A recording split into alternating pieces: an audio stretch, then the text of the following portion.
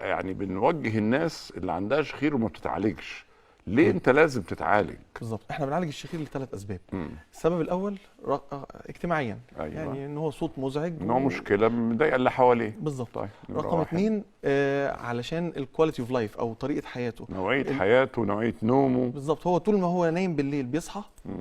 او مش بينام كويس، طول بقى بيصحى بالنهار هو حاسس ان هو نايمان ومش قادر ينتج وكسلان. بيجيله بقى النوم بتاع وسط النهار دوت. بالظبط. تلاقي حضرتك قاعد مثلا في اي مكان، في القطر او في اوتيل او في وابتدى يشخر كمان في وسط الناس.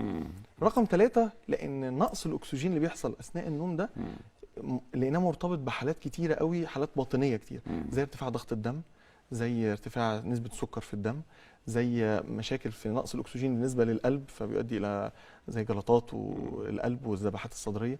فحتى اي دكاتره اساتذه البطنه، اساتذتنا يعني، كل ما بيلاقوا مريض ما بيستجيبش على علاج الضغط كويس او علاج السكر كويس، يبتدوا يقولوا له طب شوف انت بتنام كويس ولا لا. ويبعتوه بقى. مهم، النوم مهم جدا. بالزبط. طيب انا كنت اسال حضرتك سؤال، لكن يعني انت جاوبته تقريبا، لكن انا عايز اعرف هل كل واحد بيشخر لازم يتعالج، ولا لازم يكون عنده المشاكل ديت اللي هي انه ما ينامش كويس وينام في وسط النهار وما يبقاش عنده طاقه الصبح، او صداع زي ما حضرتك اشرت؟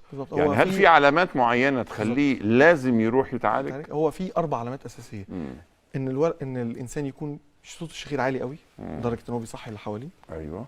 ان هو بيصحى بالنهار عنده صداع، او بيصحى بالنهار عايز ينام كتير، او ابتدى يشتكي من ضغط دم مرتفع او سكر او مشاكل في القلب مش بتتعالج بسهوله بالادويه، مش بتستجيب للادويه. بالظبط. الحاله دي لازم نبتدي نوجه الشخير. طيب تمام. يحصل ايه بقى لو ما اتعالجش؟ اكشولي بيزيد. يعني احنا دايما المرضى حضرتك يجي يقول انا ما كنتش كده زمان، يعني انا كنت في الاول بشخر بس صوته قليل، ابتدى الصوت يزيد، ابتدى الصوت يزيد وابتديت اتخنق، وابتديت انام بالنهار.